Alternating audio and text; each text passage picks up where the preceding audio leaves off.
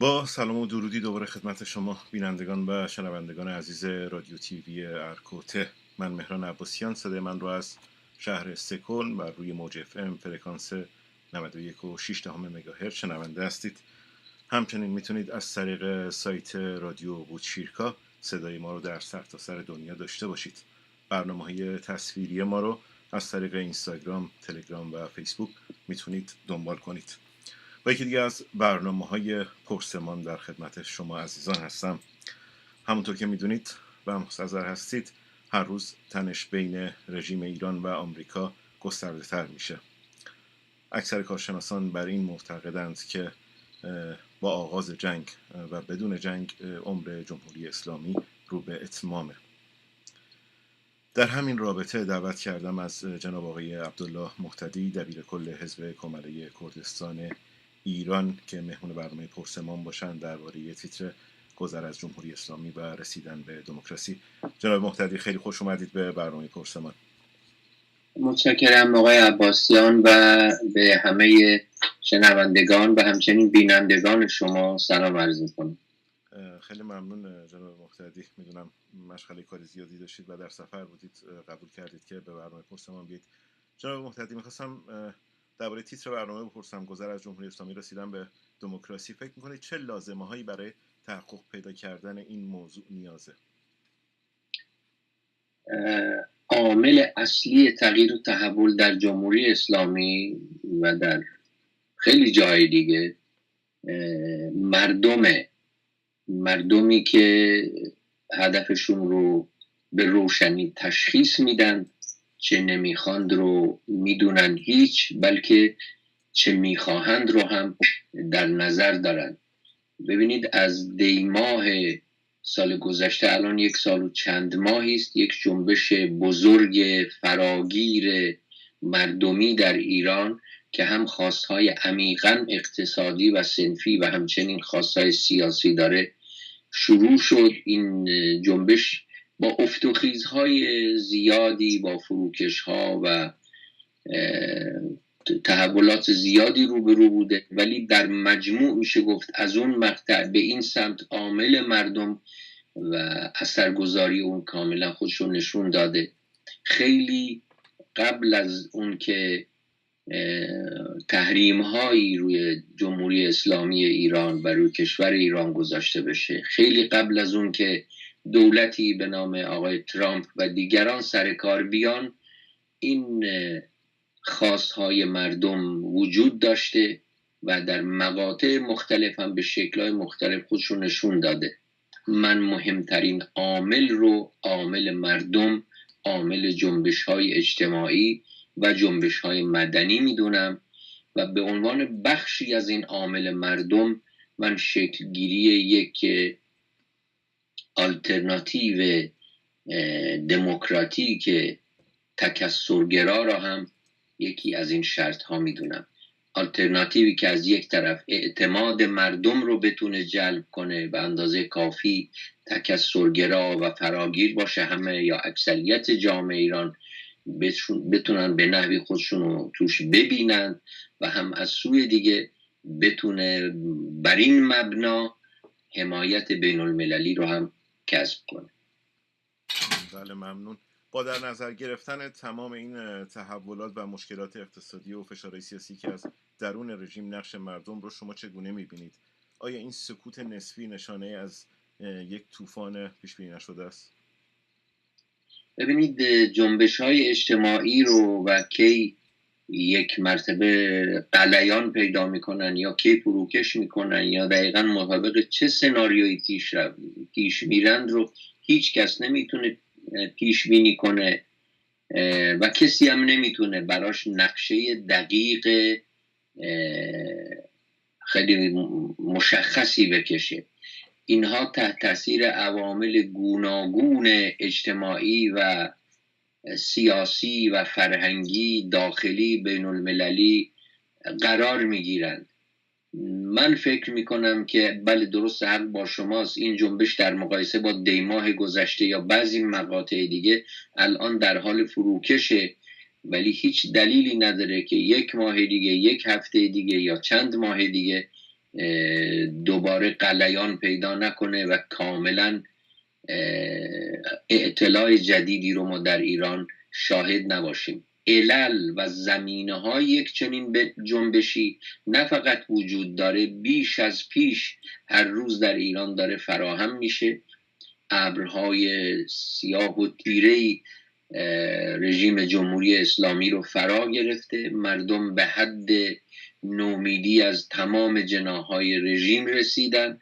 و حاکمیت برای وضع اقتصادی و برای رفرم راهی نداره الان. اگر در گذشته راههایی موجود بود برای رفرم، خودشون نمیخواستن. امروزه حتی اگر بخوان و تمایل داشته باشن، چندان گزینه‌ای برای رفرم در وضعیت اقتصادی و سیاسی، البته جز با گذر از جمهوری اسلامی، منظورم اینه با حفظ این نظام، دیگه چند راهی به نظر نمیرسه رژیم برای حل معضلات داشته باشه.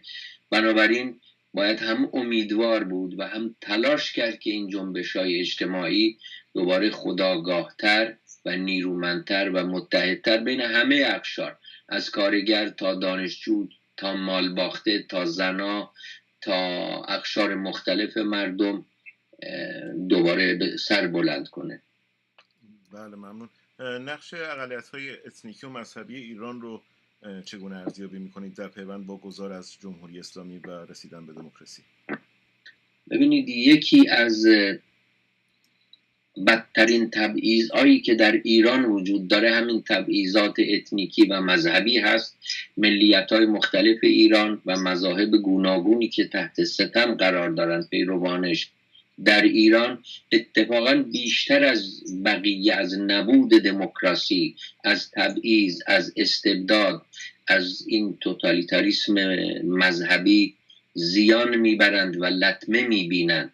بنابراین منطقاً اونا باید بیش از دیگران زینف بدونن خودشون رو و فعالیت بکنن برای تحقق دموکراسی در ایران، که معنی دیگه این حرف گذار از جمهوری اسلامی است. اونا به نظر من بایستی واقف باشند، حالا از ملت کرد گرفته تا بقیه بایستی واقف باشند، بدونند که آینده اونها در گرو تغییر نظام و گذار به سمت دموکراسی هست. بنابراین باید بیشتر از دیگران اتفاقا در این راه تلاش بکنند. ایجاد یک آلترناتیو دموکراتیک از جمله و شاید بیش از بقیه به نفع اونهاست. بله، خب نقش ملت کرد و مشخصا حزب کماله کردستان ایران رو چگونه در این تحولات سیاسی ارزیابی میکنید؟ ببینید، این چیز ناروشنی نیست. ما بارها به روشنی برنامه‌مون رو در این زمینه گفتیم. گذشته از این که ما به عنوان یک حزب فعالیت‌های خودمون رو با 2 چندان و 10 چندان بکنیم و امید و آرزوهای مردم رو متجلی بکنیم در شعارامون، در فعالیتامون، در کارامون، ولی به خصوص در 2-3 جبهه ما بایستی کار بکنیم. یکی در جهت ایجاد یک وحدت خیلی محکمتر و شکل دادن به یک جبهه متحد کرد در کردستان ایران. خوشبختانه از 1 سال خورده پیش ما موفق شدیم که مرکز همکاری احزاب کرد رو به وجود بیاریم. این قدم خوبی بوده، ولی هنوز خیلی راه داریم در این مسیر باید بریم و بنابراین ایجاد این وحدت یکی از هدفهای ماست. همچنین تلاش برای شکلگیری یک اتحاد بزرگ برای دموکراسی در ایران، یک آلترناتیو بزرگ دموکراتیک در ایران هم بخش دیگری از این فعالیت است، تا اونجایی که به خارج از حزب ما برمیگرده. اونچه که به خود حزب ما برمیگرده، ما با سازماندهیمون، با کارمون روی زمینه‌های سیاسی، تشکیلاتی، فرهنگی و غیره داریم فعالیتمون رو میکنیم. امیدواریم که بتونیم نقش مثبتی بازی کنیم. بله، اشاره کردید به مرکز همکاری احزاب کرد. 1 سال و نیم شکل گرفته. چرا چنین مرکزی در بین نیروهای اپوزیسیون ایرانی شکل نمیگیره؟ چرا تلاش‌های زیادی هست در اونجا، هم طی این سالهای اخیر هم بوده. یکی از دلایلش در پاسخ به پرسش شما شاید این باشه که جنبش کردی جنبش خیلی متحزب‌تریه و کار حزبی و کار متشکل سیاسی از 10 سال پیش در کردستان سابقه داره و با وجود همه لطمات و ضربات و دستگیری ها و اعدام ها و تبعید ها و غیره، هنوز جامعه کردستان کاملا جامعه است که حول این احزاب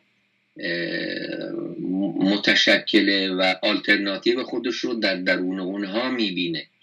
به این معنی متحد شدن اونها با اون که اونم بدون اشکال نبوده، بدون موانع نبوده، ولی در مجموع راه راحت تری رو شاید تونستن بپیماین بر رسیدن به یک همچنین مرکزی.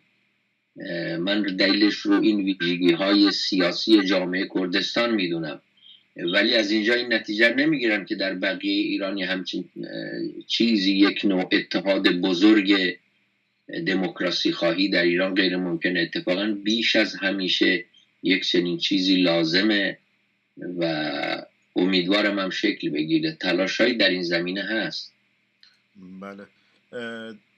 آقای محتدی، در زمان بوش پسر احتمال حمله نظامی، همین احتمالی که الان خیلی به اندازه یک مون نازک شده و هر لحظه امکان داره آمریکا به ایران حمله نظامی بکنه، در زمان بوش پسر هم این احتمال حمله بود، ولی واکنش جامعه جهانی خیلی شدیدتر بود. اما این واکنش رو الان در حال حاضر نمیبینیم. فکر کنید چه تفاوتی کرده نسبت به اون زمان؟ شاید خیلی دنیای متفاوتی الان داریم به سر میبریم، ولی تا اونجایی که به خود ایران و تنش‌هایی که بین ایران و آمریکا وجود داره برمیگرده، من فکر میکنم که تا حدود زیادی رسوایی‌ها و بدنامی‌ها که رژیم جمهوری اسلامی داره و کم و بیش شناخته شده است برای جهانیان تأثیر داشته در این که یک جنبش بزرگی در حمایت از جمهوری اسلامی و در مخالفت با آمریکا راه نیفته، برای اینکه همه دروغگویی‌های رژیم جمهوری اسلامی در زمین که و کتمان‌ها و پنهانکاری‌هاش در زمینه اتمی، پشتیبانیش از تروریسم حتی به خاک کشورهای اروپایی کشیده شده و این رو دولت‌های اروپایی و دادگاه‌های اروپایی با مدرک دارند. تلاش جمهوری اسلامی برای بی‌ثبات کردن منطقه و ایجاد یک امپراتوری مذهبی شیعه که آرامش رو از تمام منطقه خاورمیانه تقریبا سلب کرده، اینکه دست جمهوری اسلامی در همه درگیری‌های ریز و درشت این منطقه، از لبنان تا یمن تا افغانستان تا عراق تا سوریه و غیره هست و همه میدونن جمهوری اسلامی عامل بی‌ثبات ساز خیلی بزرگیه. نقض فاحش حقوق بشر در داخل کشور، تبعیضات، ستمها و غیره، فساد بسیار زیاد که حتی اجازه نداده، هنوز هم با وجود اینکه تحت فشار جامعه بین المللیان، اجازه نداده که ایران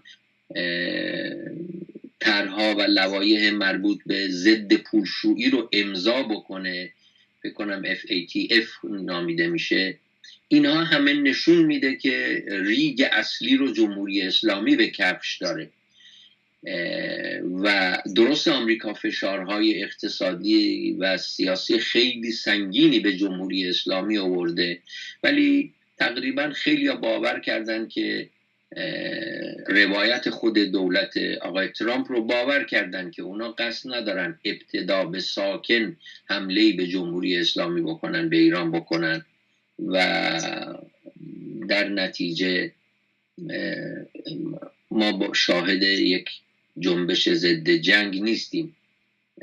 حتی این عملیات های ایذایی اخیر مثل منفجر کردن بعضی از کشتی‌های مسافرتی و حملاتی که اخیراً در خلیج فارس و بندر فجیره اتفاق افتاد، این رو نه فقط بعضی کشورهای عربی که با جمهوری اسلامی دشمنی دارند، بلکه حتی شرکت دولت و شرکت‌های بیمه نروژی تایید کردند که این کار جمهوری اسلامی بوده. همه اینها نشون میده که اتفاقاً عامل تحریک و تنش خود جمهوری اسلامی هست در این زمینه.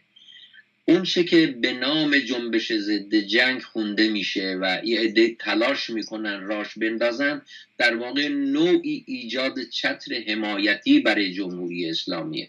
اگر کسی واقعا خواهان صلح برای ایرانه که باید بود، این خیلی خواست برحقیه، باید بدونه که این خواست از کانال تغییر نظام ایران میگذره، چون ممکنه یک تنش زدایی موقتی هم صورت بگیره، ولی تا وقتی که این نظام جمهوری اسلامی سر کار توی ایران، نه مردم ایران روی آسایش و امنیت خواهند دید و نه مردم منطقه.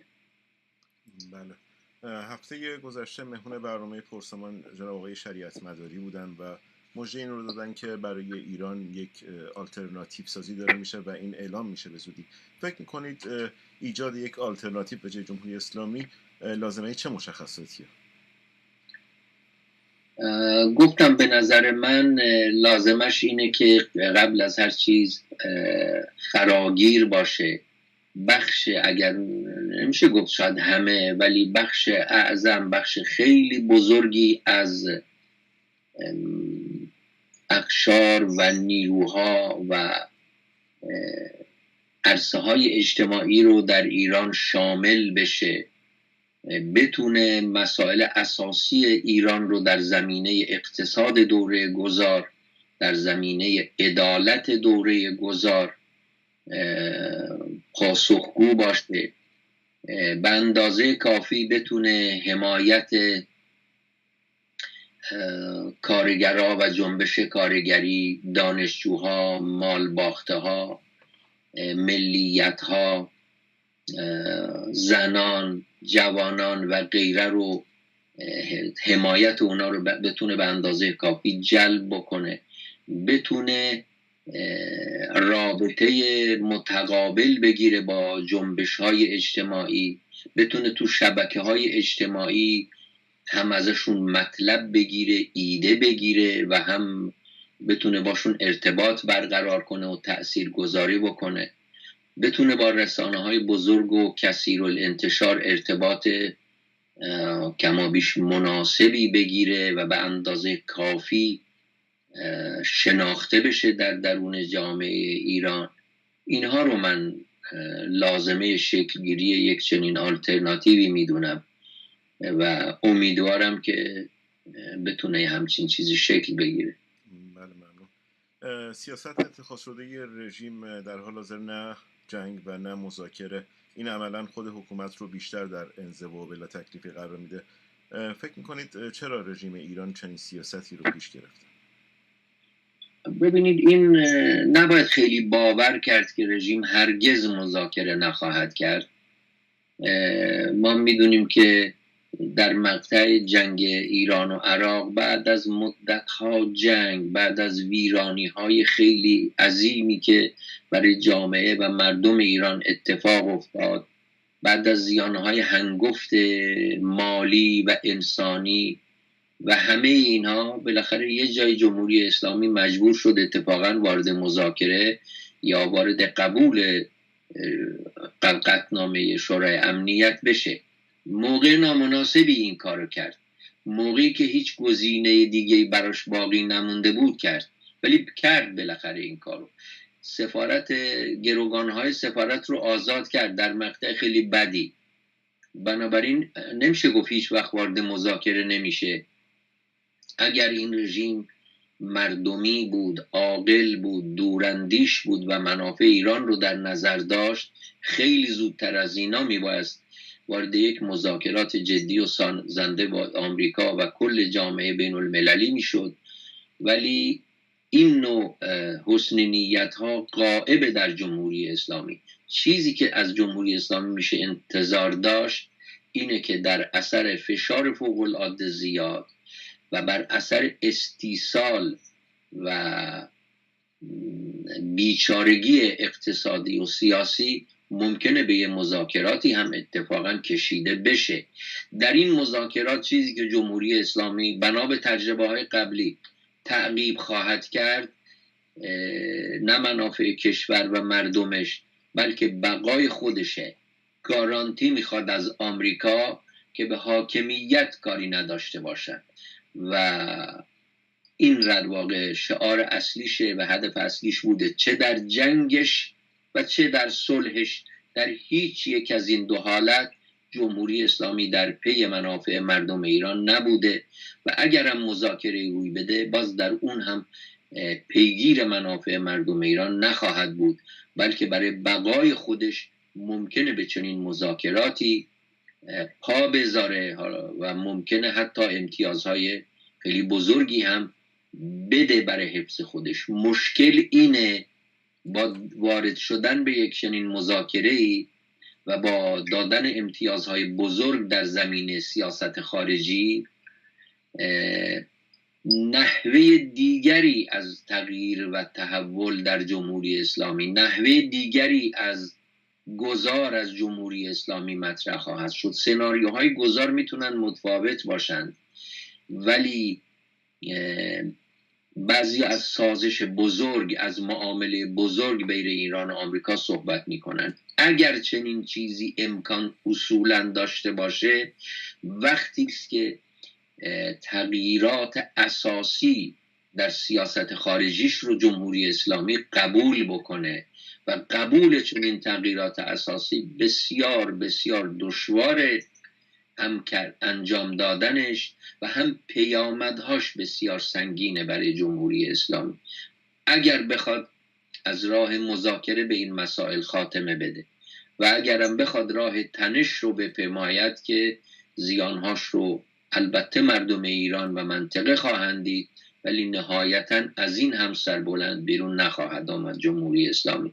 بنابراین من فکر میکنم ساعت زمان برای جمهوری اسلامی به تیک تاک شروع کرده ولی اینکه به چه طریقی و کی عمر این نظام به پایان خواهد رسید معلوم نیست. به صحبت اولم برمیگردم، مطلوب ترین و بهترین و بی دردسرین و برای آینده مترقی ترین راه تغییر نظام ایران از طریق اطلاع جنبش های مردمی به هم پیوستن اونها و تبدیلش به یک جنبش بزرگ تغییر نظام است به نظر من. به نظر شما اپوزیسیون جمهوری اسلامی میتونه نقشی در جلوگیری از جنگ احتمالی میان ایران و آمریکا داشته باشه و اگه پاسختون مثبته به چه دلیل؟ نه فکر نمی کنم. اپوزیسیون جمهوری اسلامی میتونه نقشش این باشه به جامعه بین المللی نشون بده ایران دیگری هم هست جز اون ایران شریر و بدنامی که متاسفانه جمهوری اسلامی به دنیا معرفی میکنه. ایران دیگری هست که براش آزادی، دموکراسی، حقوق بشر، عدالت اجتماعی و صلح با همسایگان کاملا معنی داره و اینها رو به جه همت خودش قرار داده. به نظر من نشون دادن این وجه تمایز بزرگ بین جمهوری اسلامی و اپوزیسیونش و آلترناتیو های دموکراتیکش بایستی وجه اصلی همت یک اپوزیسیون دموکراسی خواه باشه و نه اینکه با ایجاد جنبش های تقلبی ضد جنگ آبی و آسیاب جمهوری اسلامی بریزه. به عقیده من راه تأمین صلح از کانال تغییر نظام جمهوری اسلامی میگذره، صلح پایدار و همچنین توسعه پایدار و همچنین دموکراسی پایدار، کسب حقوق برای مردم ایران.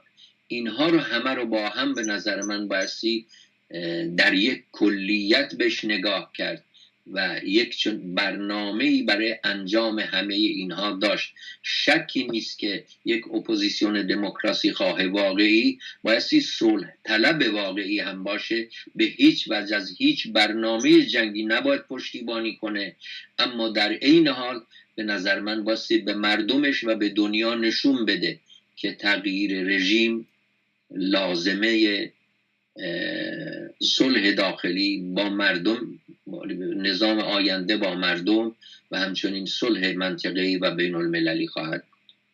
بله جناب آقای محتدی، شما دبیر کل یکی از احزاب کردستان ایران هستید. خیلی ها در کردستان ایران معتقد بر این هستند که اگر ایران به دموکراسی برسه بازم خیلی از کردها در ایران به خواسته های خودشون نمیرسن. فکر میکنید خواسته های اصلی ملت کرد در ایران چه میتونه باشه؟ ببینید این حرف به یک معنی درسته و به یک معنی درست نیست. به این معنی درسته که دموکراسی به خودی خود حقوق اجتماعی و سیاسی رو که کردها و دیگر ملیت‌ها خواهانشن همینطوری نمیریزه تو دامن شما. دموکراسی ما رو از مبارزه آینده معاف نمیکنه، بلکه شرایط مناسبتر، به مراتب مناسبتر و مساعدتری رو برای اینکه ما بتونیم حقوقمون رو بگیریم، برای اینکه برای این حقوقمون مبارزه کنیم و بهش برسیم به این حقوق فراهم میکنه. این فقط برای کردان نیست، برای کارگران همینطوریه. اگر به فرض نظام عوض شد و خیلی نظام دموکراتیکی هم آمد، اگر بعد از اون کارگران نجنبن، خودشونو متشکل نکنن، خواستاشونو فرموله نکنن و به میدان نیان برای این خواستاشون، دموکراسی به خودی حقوق به خودی خودش حقوقی رو به اونا اعطا نمیکنه. زنا همینطور، دانشجوها همینطور، غیره. بنابراین دموکراسی به خودی خود و اتوماتیک ما رو خوشبخت نمیکنه از هر لحاظ و به خودی خود همه تبعیضات رو از بین نمیبره، اما با ایجاد شرایط دموکراتیک ما رو وارد دوره‌ای میکنه که به مراتب ما درش نیرومندتر خواهیم بود و میتونیم متشکلتر باشیم و از شرایط به مراتب سهلتر و مساعدتری استفاده کنیم برای کسب حقوقمون. به این معنی بله، ما فردا هم مبارزه در فردای دموکراسی هم مبارزه در پیش خواهیم داشت، ولی به اشکال دیگری، به اشکال مدنی، به اشکال قانونی و این راهی است که در پیش ماست. اما به این معنی درست نیست، برای اینکه اینطور وانمود میکنه مملکت دموکراسی یا باشه یا نباشه به حال ما فرقی نمیکنه. نه، اینطور نیست، خیلی فرق میکنه.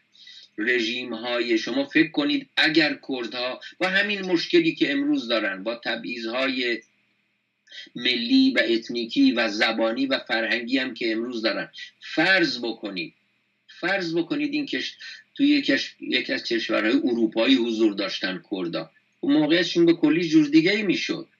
میخوام بگم وجود فقدان دموکراسی یکی از بدترین لطماتی است که اتفاقا کردها بیشتر از دیگران ازش متضرر میشن و بنابراین اتفاقا به این معنی من میگم هر قدر دموکراسی عمیق‌تر، ریشه‌دارتر و فراگیرتر باشه، تازه کردها ازش استفاده بیشتری میبرن.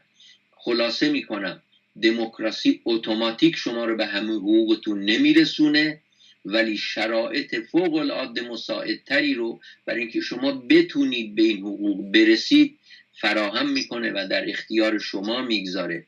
بنابراین نه فقط ما نباید علی السویه باشیم نسبت به یک چنین تحول بزرگی، بلکه باید یکی از ارکان تحقق اون در جامعه ایران باشیم.